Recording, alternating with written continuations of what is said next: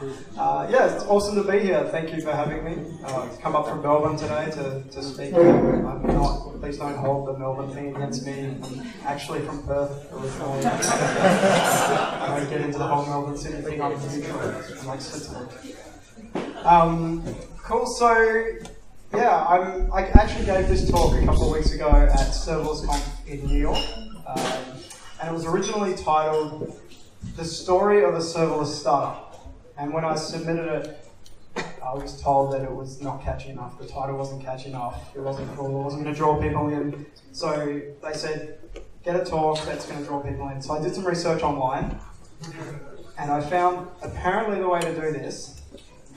Oh, what's happening? Is clickbait. You see that? This is terrible. Sorry, it's a PDF. So yeah, I went back and I retitled the talk.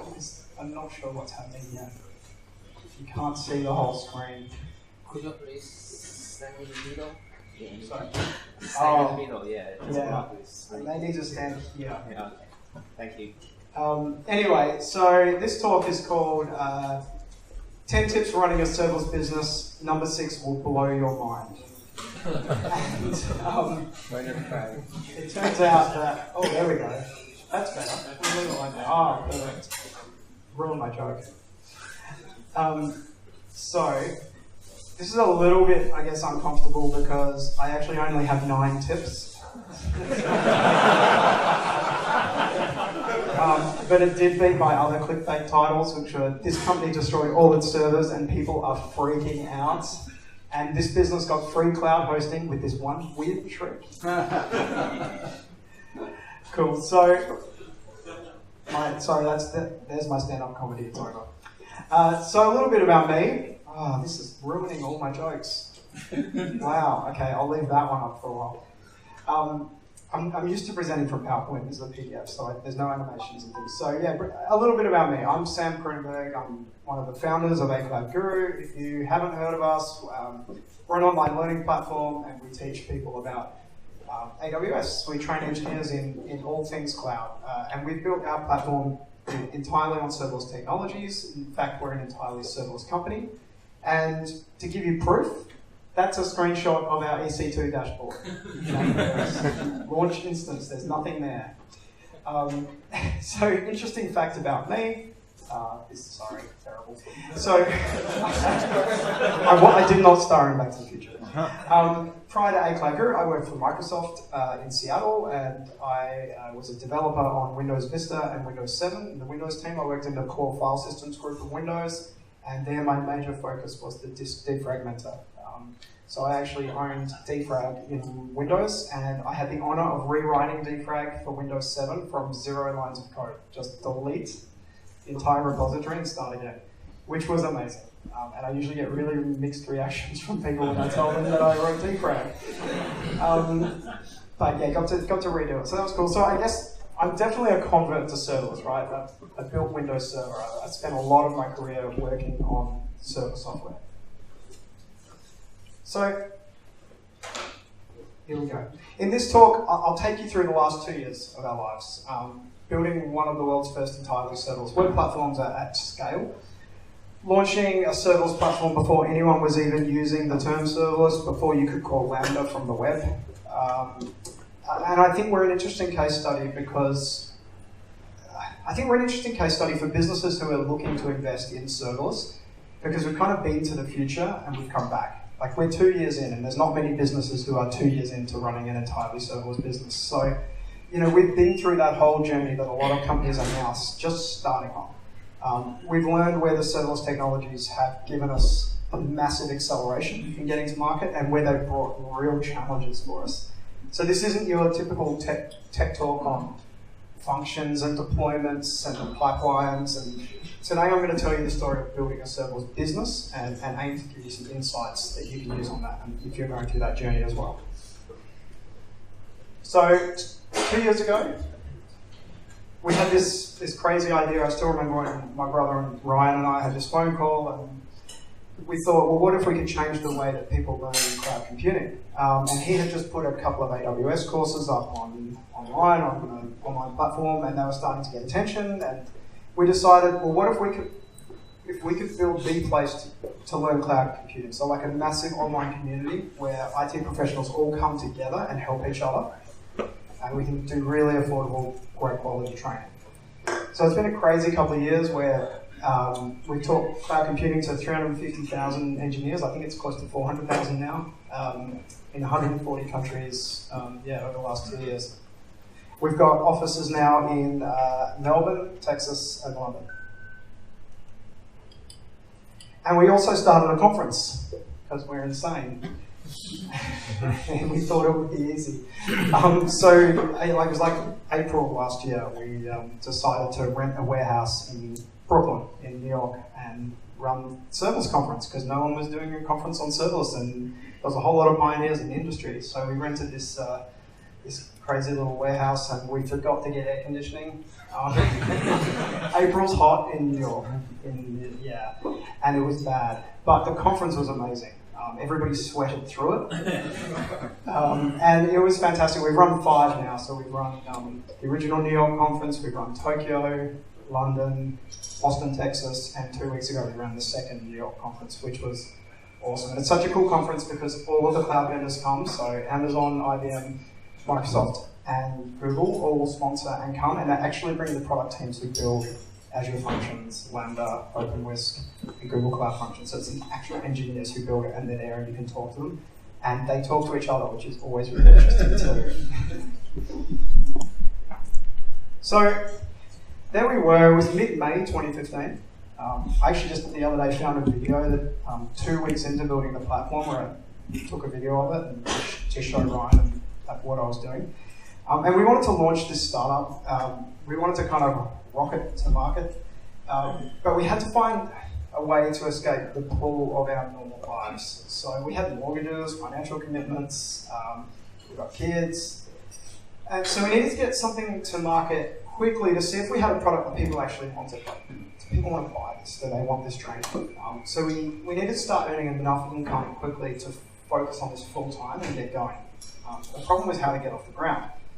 So I'd love to tell you that there was this amazing grand vision to go serverless, because that would make a really cool story. But it wasn't. It was, I think like a lot of innovation, it was born of constraint. So I had 4 weeks of leave in my job saved up at the time. And my wife, who was incredibly supportive, encouraged me to use it to build the school. We actually had a family holiday plan that we'd been saving up for a few years, and we cancelled it and we postponed it, and we got the 4 kids on a plane and we went down to Tasmania, and I locked myself in a bedroom for 4 weeks to build this learning management system. So you can imagine how popular I was with the family. I'm still paying down that debt. So to be successful, this school, it had to have these features to be able to just get to market. It had to have a video player, a quiz engine, a store, a checkout. It had to scale effortlessly without a lot of operational support, because I didn't have an ops team. It was just me and Ryan at the time. And I think I was very daunted by the scale of trying to build this all in 4 weeks using traditional software architectures. You know, I was a software dev, I built a lot of systems.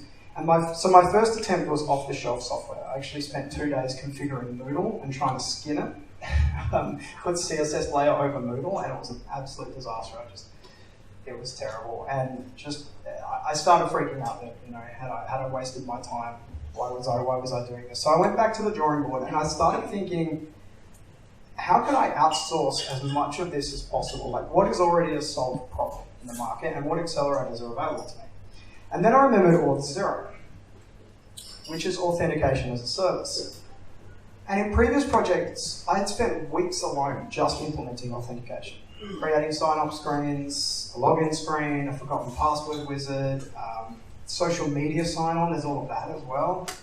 It's a big beast to do from scratch. But with Auth0, you create an account, drop a few lines of JavaScript code into your web app, and it's all done for you. Even the login box they render, like I didn't have to build the login box, which is amazing. And I also remembered that I'd been playing with a service called Firebase, which was at the time, I mean it still is, it's a NoSQL database done a little bit differently. It was built for the web. So Firebase's database can connect directly to the web browser, meaning that when your site loads in a user's web browser, it talks directly to Firebase through the web, and there's no intermediate web server required. So now I was able to put a whole bunch of course information into Firebase, the Firebase database. So we had some courses that we wanted to deliver: titles, descriptions, lessons, quiz data, all that stuff. And our site could access it directly from the user's browser with an AngularJS code. And I didn't need to build a middle tier layer here to act as a proxy between the front end and the database. And this saves a massive amount of time. When you've only got 4 weeks, that's really crucial. So it was less time spent on plumbing and infrastructure and more time spent on building features for our customers. But there's some things you can't do in the front end, right? Like actions that load private or sensitive data, calls to other services like Stripe or PayPal, you can't call them from users' front ends, if they need secret keys. So this meant that I needed a web server, which I found really annoying because I only needed it to do just a very small handful of things now, but I still had to deal with all the scaling, infrastructure, and monitoring that comes along with running web servers. And then I remembered WebTask.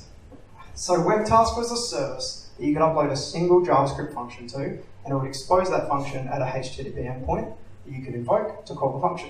It was originally built as a way of running small webhooks without having to stand up a whole server. This was kind of Lambda before Lambda came out. And it was actually built by the Auth0 guys as a separate product. And so I realized that for those few protected actions that we did need to do in the cloud, in the back end, like authorizing payments, we could do them on WebTask. So I would write a little bit of JavaScript code. I would upload it to WebTask, that's me, go to WebTask. It would give me a HTTP address back. Our front-end app would call that HTTP address to say authorize a credit card payment. WebTask would run that function. It would call out to Stripe, do the authorization.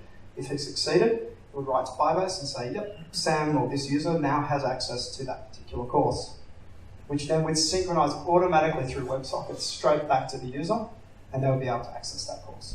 So the whole thing worked in a serverless manner. So then after a little while, API Gateway came out, so you could now invoke Lambda from the web, and we moved to Lambda to run these functions instead of WebTask. So in a model like this, we had this truly standalone front-end app, if you think about it. The HTML, JavaScript, and CSS can be served entirely by a CDN. It doesn't need to be run on a web server at all because there's no data in it. All the data is behind APIs. So we could literally plonk it on a CDN like CloudFront to distribute it, so it was lightning fast to load. And if you think about it, we had a first rudimentary serverless architecture. And the entire thing was served by web services that managed provisioning, monitoring, and scaling for us, and provided us with great SLAs. And everything was low cost, and the most important thing is that the bills scaled with usage. You never pay for idle with any of this stuff. You only pay when a customer comes to do something. So that was cool. And that architecture was really good for request response scenarios. Someone does something on the site, invokes a short action, returns a response. But what if you want to kick off like a longer running process, something that can take minutes or hours and has multiple stages? Well, it turns out the serverless architectures are really good for that too. So you can build these robust event-driven pipelines. And I think Pete from our company has talked here before about this, so I won't bang on about it too much. But this is a very rudimentary example of our video transcoding pipeline. One of our instructors comes to our website. They've got a new video they've recorded to teach someone about something, like a new lesson on Lambda or something. It uploads straight to an S3 bucket from their browser, which we hang a Lambda function off. That Lambda function, its sole job is just to schedule a job in Elastic Transcoder to transcode that very high quality, might be a 4K video, down to 1080p, 720p, 480p, HLS, adaptive streaming, a whole bunch of different ways in which our customers want to consume that video. So they all get pushed into a destination S3 bucket. We hang a Lambda off that. That Lambda says, that fires when, oh great, there's a 480p video, a 480p transcoded version of this video now available. I'm going to store that in the database and tell the user that it's available. And it then get published out to the site. So all of that's done in an event-driven manner, and only a very, very small amount of custom code needed from us to glue this whole very powerful pipeline. So that was it. We launched the site in September 2015, and we had liftoff, and a customer customers really started coming quickly, and people were enjoying it, and the site was delivering on its core functionality, and we didn't have to worry about monitoring or ops, operating infrastructure, and it meant we could keep the team really small early on and build some funds in the business, because we were not a funded startup. We didn't take funding for 2.5 years, 2 years. So we were riding the serverless rocket. We escaped the real world finally. We could work on this, and it gave us serverless gave us a whole bunch of accelerators to move really quickly. But then we started realizing that things were a little bit different in this new model. So it wasn't exactly like previous companies I'd worked in. And serverless brought some new opportunities, which was awesome, but it also brought some challenges. And we had to adapt. So I promised you 10 tips for running a serverless business, and here they are. So number 1, no ops? No. There's still ops. So there was a myth early on in the serverless movement, if you want to call it that serverless meant no ops. And it doesn't, to be very clear. But it does shift the responsibility for ops. It changes the makeup of your engineering team. So in a world where third-party services now do so much of the heavy lifting for you, you have to consider these services, like AWS, as part of your ops team. You might have heard Charity Majors talk about this before. There's some great videos online if you go and look up Charity Majors. She says it way better than I do. But if you use AWS like us, then Amazon run the servers and Amazon are part of your ops team. Auth0 are part of your ops team. Firebase are part of your ops team. You need to have a good understanding of your dependency on third parties and have some clearly understood and documented lines of escalation when something goes wrong. Like if something goes wrong in the middle of the night, whoever's on duty needs to understand how to escalate that to the right company, who to work with, and what the process is for resolving it. Like, literally, we had a massive deployment scheduled for yesterday. It was something the team's been working on for 4 months. And Travis CI went down, and that's our deployment service. And they went down 5 hours.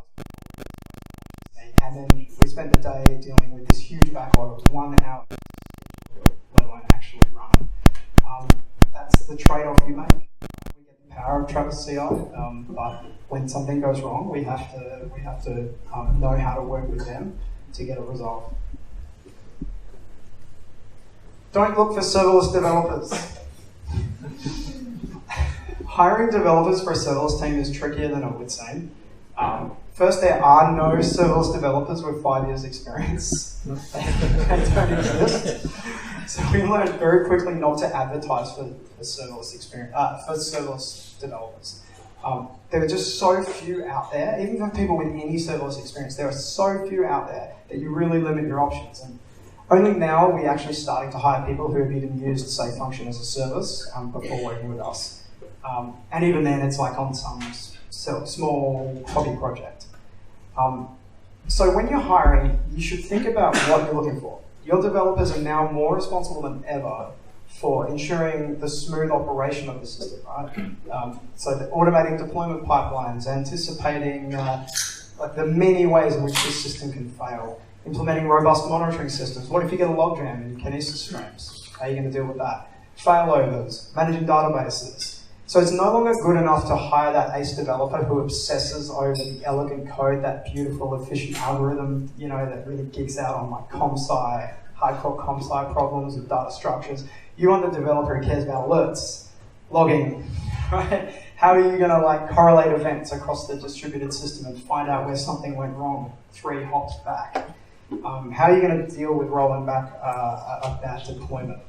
So you want developers who obsess over the smooth running of their code in production. So hire for accountability is my advice. The other thing, encourage and reassure candidates. So the other thing that happened, when we first started hiring, we thought that people would flock to work for us because the technology that we were working on was so new and that was so cutting edge and fun. But we learned something really quickly. Our job ads would focus on like, hey, we use Lambda and DynamoDB and Kinesis and CloudFormation and all this stuff. And we talk about being an entirely serverless business, cloud native, blah, blah, blah, blah, blah. And it scared a lot of people off. It scared most people off, right?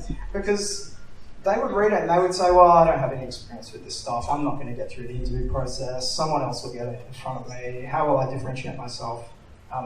So it was quite shocking. Like, there just wasn't a lot of response to our ads. So we changed it up and we made our job ads focus on like, hey, we use the latest, coolest cloud technology, and you're going to learn a lot working here. It's going to be a lot of fun. We're not looking for serverless experts. We're looking for smart devs who care about building quality systems with robust engineering practices. We're a team, and I think it's important to tell people that you're a team that value learning and constant improvement, and we're going to support you all the way. So we found that if we could excite candidates about the work, but then encourage them to apply and reassure them that we'll be there to help them learn and upskill, that was much more effective. Use the community. The community around serverless is amazing. There's a lot of great people out there with interesting articles, people you can talk to, because the challenges that you'll come up against are faced by everyone else. So like, we learned about Algolia. We built a lot of our website on Algolia, which is a distributed, it's kind of like a CDN for search. It's an amazing search product that distributes your indexes around the world. It's really, really nice. And I heard about that from Joe Emerson at the first Serverless Conf. He gave a talk on it. And it's transformed the performance of our website. We've used technologies that have come out of the community, like around the serverless framework, for example, and our developers contribute back to the serverless framework. And so here's some awesome resources that I would recommend. So it looks like a shameless plug, but I promise you it's not. Read.acloud.guru is our blog, but this isn't a blog that we write. Like, we don't write articles on here. It's a community-sourced journal. So everyone else writes blogs and we curate them and bring them in here. So there's a lot of really cool stories and advice from people working with serverless technologies and cloud computing in general. I also suggest reading the New Stack, which is a great blog, and serverlesszone.com, great online publications. There's also a serverless Slack channel that a lot of people are part of. And Twitter is an awesome source of discussion. I would recommend following these people. So people like Jared Short, Ben Kehoe from iRobot, Mark Nunakovic from Trend Micro, Lynn Langett is amazing, does a lot of Google, big data stuff with Google, BigQuery. Pete Sparsky, who works for us and runs the Serverless Conference. Also, they're all great teachers in the community.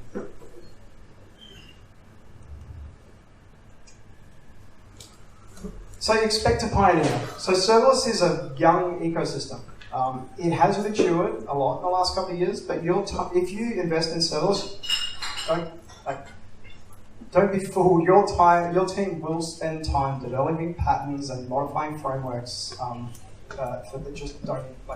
They'll be investing in pioneering in serverless technologies. It's not a drop-in Rails and Go solution at this point. There are problems yet to be solved. There's a lot of smart people working on it, but don't expect to have all the problems solved for you, drag and drop, beautiful like Visual Studio development. It's not like that. We've spent time rolling our own build systems and then throwing them out when Serverless Framework came out. We've spent time building plugins for Serverless Framework, and then we threw them out when those features became part of the native framework. So we've thrown a lot of code out. But teams that can overcome working with a young ecosystem like that will really excel. So you'll lose some time building that tooling that doesn't exist, but overall, your team are going to be able to focus on your product more and spend less time on traditional operation tasks. And I think more importantly, you'll have a more engaged team, because it's way more fun building tools and contributing to interesting frameworks and pushing the game forward than it is managing servers. I just saw Adam up back there. Is that you, Adam? Or am I? Sorry? Oh, you look like Adam. Oh, sorry. Ignore me. I won't shout out to Adam. Sorry. I need glasses.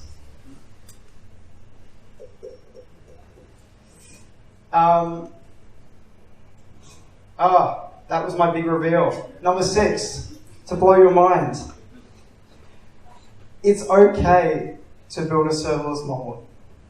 Seriously, it's okay. You can do that.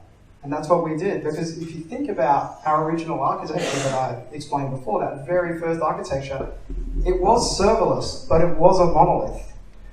It's one database, everything coupled to it, and that's fine. Like, it got us to market. There's a bunch of functions, but they're all writing to the same database. Everything's coupled together. If you change the database schema, you're going to break all the functions at the same time. It's still a monolith. But this was great to get to market, but it did present challenges. The same kind of challenges that all monoliths present. So with the front end coupled directly into the database, how could we add a mobile app, for example? There's no versioned consistent API. With Firebase existing outside of, say, the AWS CloudFormation sphere, how would we provision new environments automatically, or programmatically? How would we scale from just a few developers to 10 to 20 to 50 without everybody stepping over each other with a single code base and a single database? So we decided to move to a microservices architecture. So in the microservices architecture, each distinct business domain is represented by a separate microservice. And each microservice is responsible for its own view of the world, like its own database, its own API. And this allowed us to achieve a lot of acceleration with highly focused teams, because you have a team that's focused on one particular service. That's the learning record service or the authentication service, and that's what they do, that's what they know. And it allows services with different, say, scaling color. You can allocate different DynamoDB read-write throughput scenarios. So this is an example of how our microservices work. So this is, say, the learning record service. So if someone comes to their own website and they complete a course, it'll call out to API Gateway. If you run a custom authorizer to make sure that they are who they say they are, it will then invoke the Lambda. And that Lambda, all it's responsible for doing is validating that they have completed the course and then saving to Dynamo they've completed the course.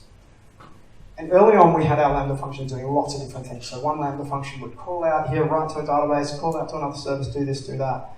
And I learned from Paul Johnson a couple of years ago at serverless conference, he said, your Lambda function should write 0 or 1 times. Each Lambda function should only write 0 or 1. Like, there should only be one side effect, because if there's 2 or 3, if it fails halfway through, you don't know what's happened, right? There's no way of guaranteeing what's happened in the system. So we'll write that record to Dynamo, and then Dynamo, we hang off DynamoDB streams, other Lambda functions, which then go and update other parts of the system, because we can do that. Once it's written to Dynamo, we know it's safe. It's a single source of truth. We know that it's true.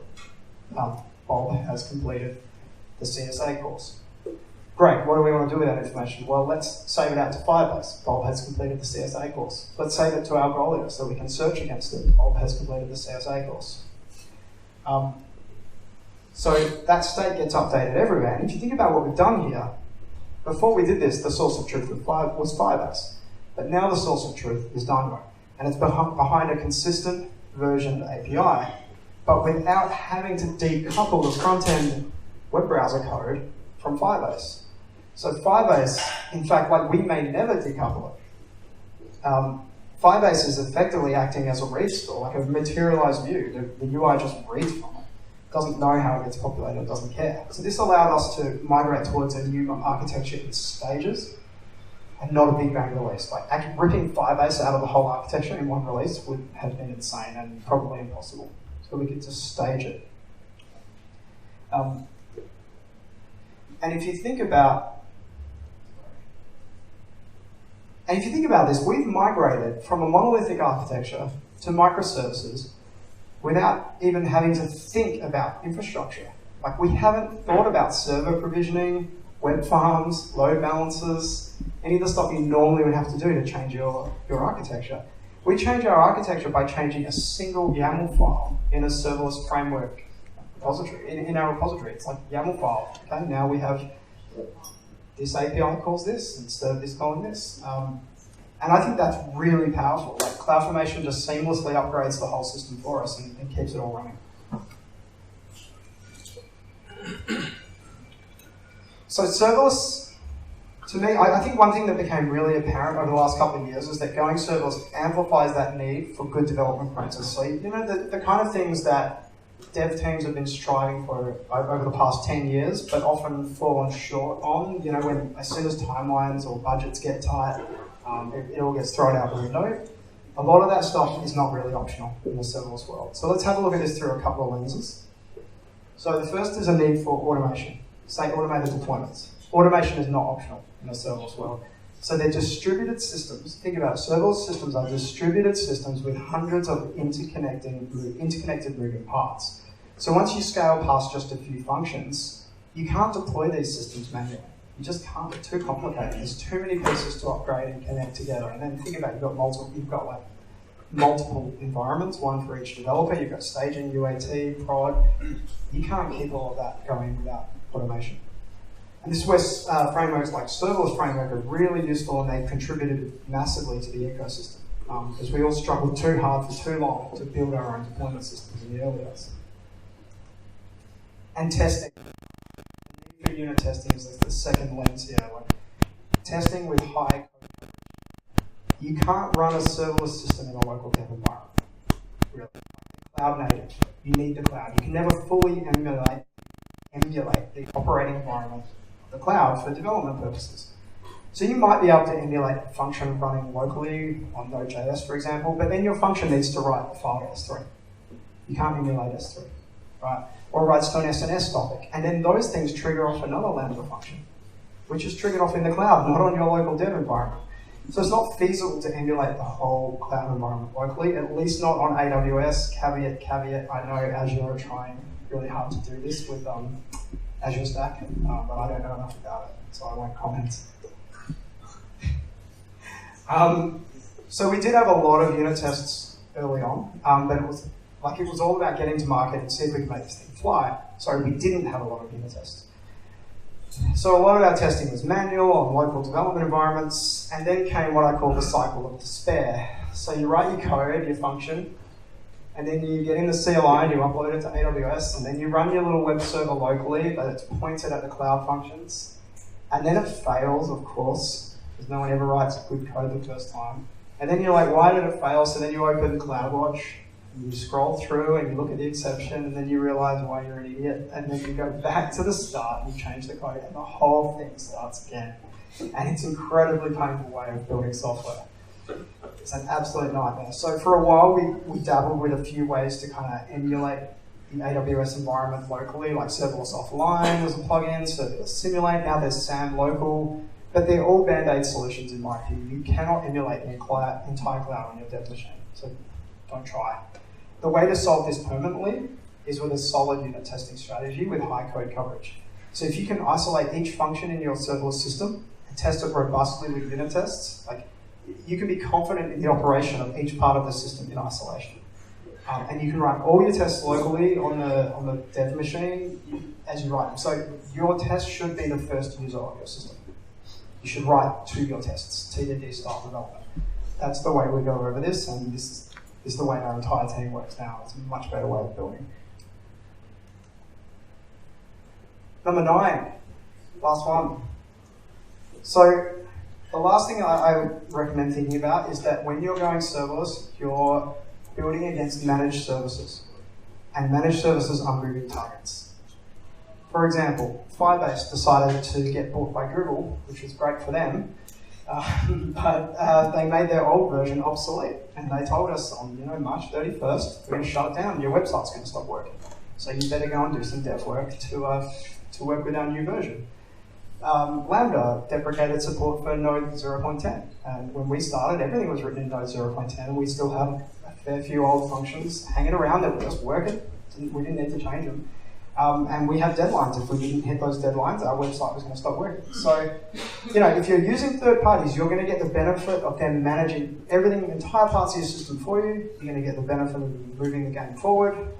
But the flip side is that they'll pull the rug out from under you regularly, often. And you need to be accepting of this and always ready to move forward with them. And it also underscores the importance of doing your homework on a company before you let them become a core part of the system. You have to know who you're relying on. So that's it. We went from nothing to a serverless monolith to serverless microservices. We worked out how to build local dev environments or without local dev environments. We worked out how to attract good talent, run an ops team that spans a whole bunch of companies. Which leads me to tip 10. Which is have fun. It's a really exciting time in our industry. We've got incredible power at our fingertips when you look at it, and it's up to us to build the apps of the future. So I encourage everyone to get involved and get your hands dirty with serverless if you haven't already. I think all in all, building an entirely serverless app and business has had a lot of advantages for us. Like, it's presented some interesting engineering challenges. It's not all rainbows and unicorns. It's really, really not. But I firmly believed it enabled us to get to market. We simply would not have a business without serverless technologies. And then we could move at a pace that we couldn't have otherwise. Thank you very much.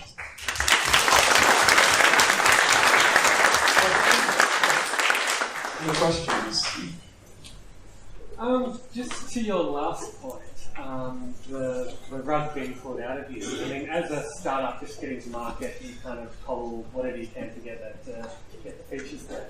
But at what point do you feel, for instance, authentication, that's kind of make or break, right? If Auth0 changed their API, did some minor change, surely the impact of your organization is huge. So at what point do you think, I'm going to unbolt them? So at what point do you decide to move away from a service or realize you're too dependent? Or deprecate them because that changes too much? I mean, Auth0 is an interesting one because they handle our logins, and if they go away, none of our users can log in.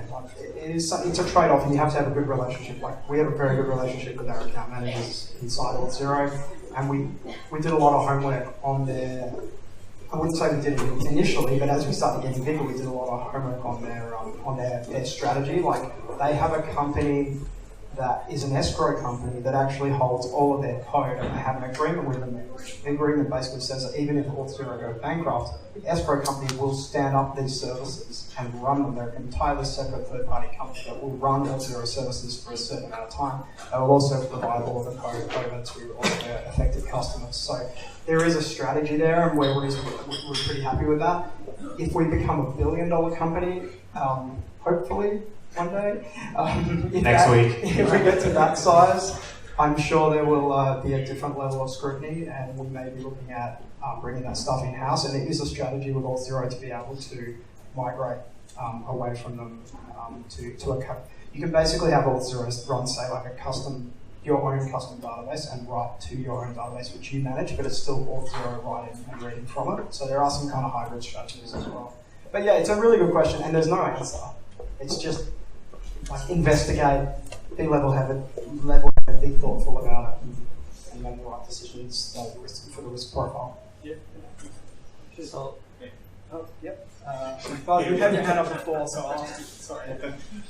I have a question regarding your point number 8, testing. You brought up that good test registry is crucial and good code coverage. Do you have any learnings around the tooling? Which tools made it hard for you, for example, to test your Node.js function with callbacks and make it easier? Also, in conjunction with your CI/CD platform. I mean, we run everything through our CI platform. Like, all the tests are run on check-in, alerting. It's all just done through the CI tool. You know, and the devs run it locally. I think we've been through 3 or 4 testing frameworks now. We use Jest at the moment. I can't even remember what the last one was. We started with. Oh God, there's been so many. It's all the same kind of stuff. I think it just generally in terms of monitoring, we try to use AWS native tooling as much as possible. So CloudWatch alerts, CloudWatch dashboards. X-Ray has been an amazing addition. So yeah, I don't know if that answers your question. Two more. What sort of cost savings have you realised over the years since you developed without service? It's very hard to say because we've never run it with servers. All I can say is that pretty much only thing we spend money on in AWS is bandwidth, serving videos out. I think until about 6 months ago, we'd never paid for Lambda. So we'd never paid for compute ever. I think we pay about $1.50 a month now for Lambda, something like that. It's pretty awesome. It's nearly entirely bandwidth out and a little bit of Redshift, because Redshift is not cheap. But yeah, so it's very hard to say, but I know the kind of scale we've been doing. Previous companies I worked for, we would have been seeing hosting bills in the many tens of thousands a month, and our hosting bills are nowhere near that. So how do you build and deploy your serverless solution to Lambdas? So we use serverless framework. Yeah. to You use describe the system. pipeline or Jenkins or We use Travis CI. Travis CI. I don't want to say too much publicly, but I wouldn't recommend it.